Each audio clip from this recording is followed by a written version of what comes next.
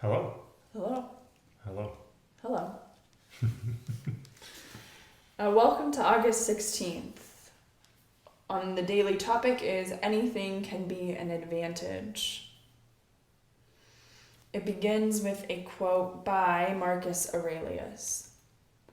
Just as the nature of rational things has given to each person their rational powers, so it also gives us this power. Just as nature turns to its own purpose any obstacle or any opposition, sets its place in the destined order and co-opts it, so every rational person can convert any obstacle into the raw material for their own purpose. Okay. Okay.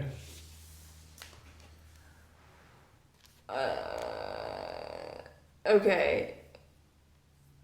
Yeah, so we have rational powers, like we have the power to see things in a rational way or a non-rational way. Okay. So then also nature turns to its own purpose any obstacle or opposition. Like nature can transform an obstacle into its own, what it wants to do with it. Mm-hmm. AKA maybe not make it from an obstacle into not an obstacle.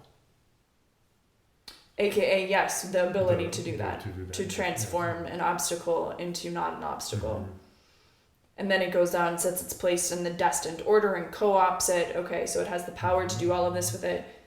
So every rational person, aka me, I can convert any obstacle into the raw material for my own purpose. Mm-hmm. Cool. So, yes.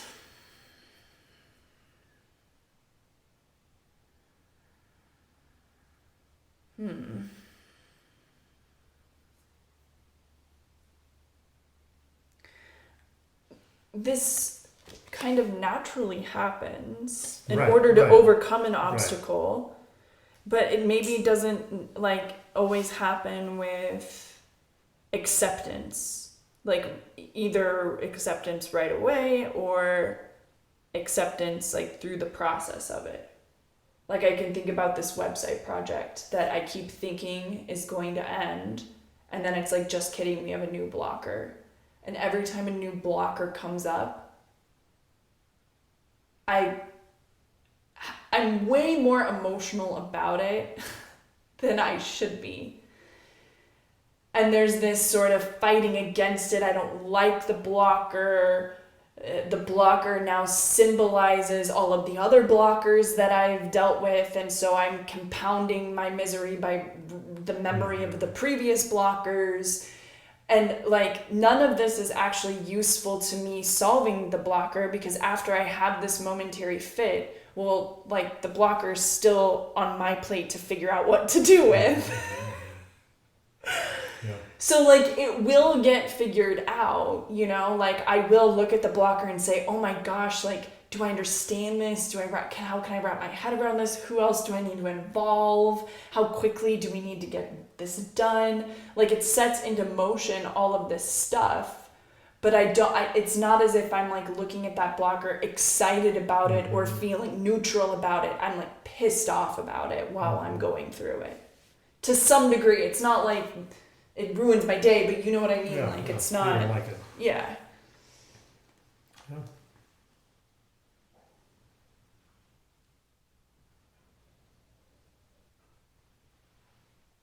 It's natural to not like it because we are set in certain ways, and changing them, it's like, this was somewhat comfortable, so now when I change it, now I'm risking that this will become uncomfortable, right? And so it's like we don't like the change, right? So that's the, Well, I think the obstacle indicates... An obstacle indicates the change, right? So it's like the change, the not willingness and the like, I don't want to change it, kind of creates the idea of obstacle, but that's also not just like an obstacle, but it's also this power. It has this power that's showing of how strong of an obstacle it is, right? And so we could measure like, oh, like if this is so strong, maybe that is really like it's indicating other things than just that it's an obstacle. It can also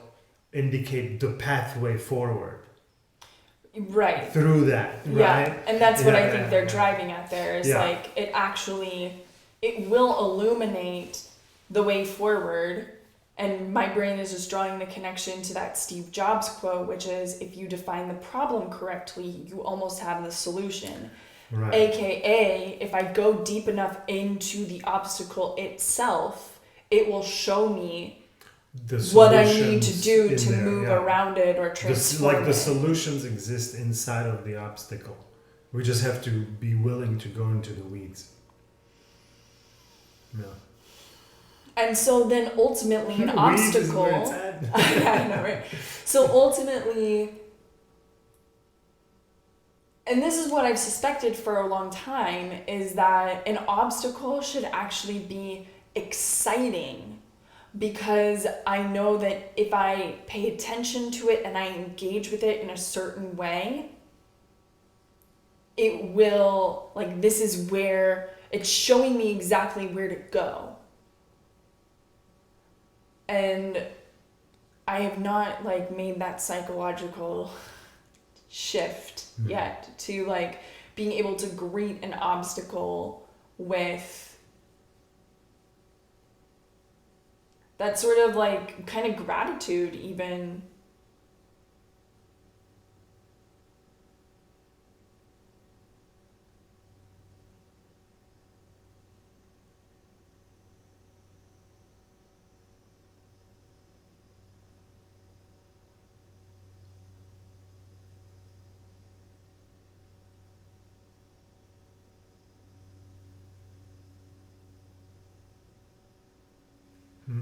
Yeah. That's great. You want to read Ryan? Let's do it, yeah.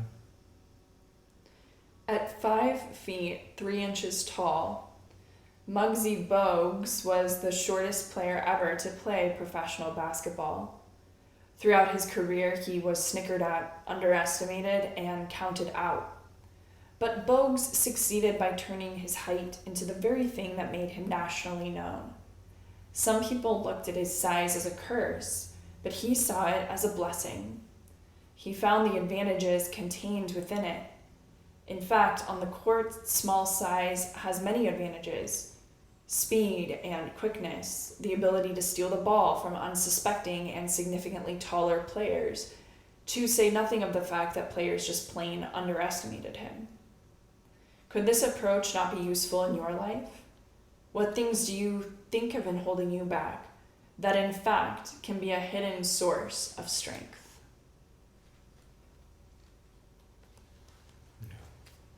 I like that spin on it too, because he's not necessarily saying like, well, this obstacle, it's also like these parts of ourselves that maybe we don't like or haven't accepted or like are ashamed of. Could I harness that for my benefit? Yeah. That's what they're talking about. Like we have things that we are ashamed of and we don't want to use those things. But those things are potentially the things that are between us and being successful, of actually using them, right? Like recognizing the, like, you know, it's so like a lot of us want to be something different than what we are based on what we dreamed in our minds, but that's not who we actually are. And so like recognizing who we actually are then benefits us, because we can say, oh, I'm this kind of person. Okay, cool. I can use that to my advantage, because those types of people like me do things like that to be successful, right? So like now you can kind of use your quirks or your uniqueness to actually towards your benefit, to be actually like fully awesomely functional, with the things that you may not actually enjoy about yourself.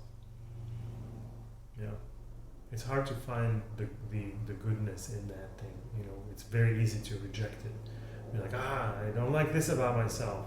Yeah, but maybe you're being maybe a little bit passionate or angry. Maybe that helps in some other situations, right? You're not letting things slide, and you're not just sitting quietly. Oh, okay, I'm just gonna sit here. Like you're actually, like being like, no, I'm gonna speak up. This is not cool, right? Like, that part of you that's like that, someone might see it as anger. So don't be angry, but use it to call things out when things are not working for everyone's benefit, right?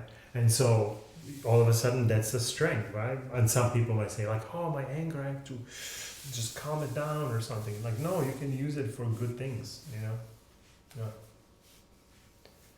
And that's hard. It's hard to connect the things that are like rejected by us and find the good things in it. That's the hard part. It's like, how do I do that? Like, no, I don't want this. I'm bad at this. I don't want it.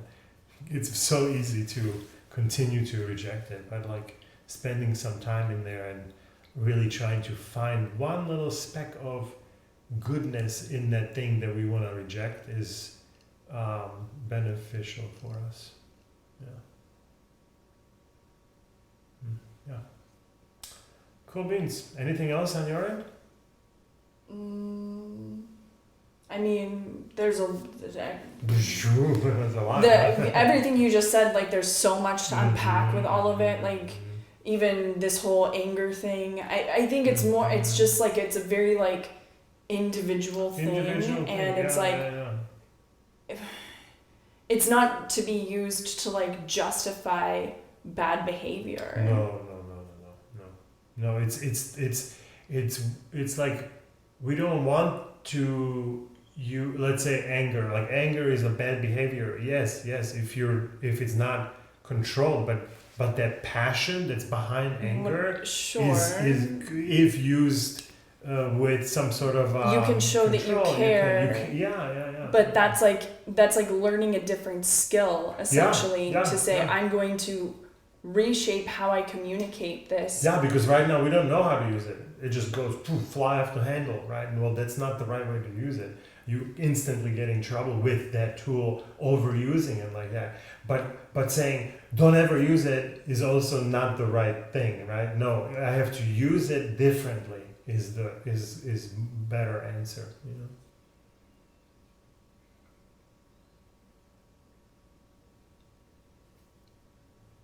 I have to express that I care in a different way that is not anger. Like, I don't know if there's ever a justification for communicating in an angry way, but I can harness the thing the energy that created it, and now I need to learn a different skill, and instead of communicate it differently instead of me saying I'm going to do it this way, I need to now learn how to do it in a different way. But you might feel anger in you as a first thing, right? It's just how we react to that anger. That's the difference there. And so using that anger is actually a good thing. Like, that's a very sensitive mechanism when something's not fitting in or not, like it's not right. That creates something in us, right? Now, of course, expressing that anger out is that's wrong. But expressing it differently, but still expressing it is the right way to do it. We have to express it, but not in overreactive type of way or something. Yeah, cool. We can leave it there today. I'm like all sorts of like discombobulated right now. Oh, okay. But it's fine. I just like don't really know how to like tie this whole thing off into like, okay, and like here's like the takeaway. It just feels like there's like 6 different threads open right now. But that's fine. That's fine. Yeah. Yeah. Cool. It can end like that too. Yeah. Cool. See you All tomorrow. right. Thanks for tuning in. Do you feel the same way? I don't know. We'll see you tomorrow.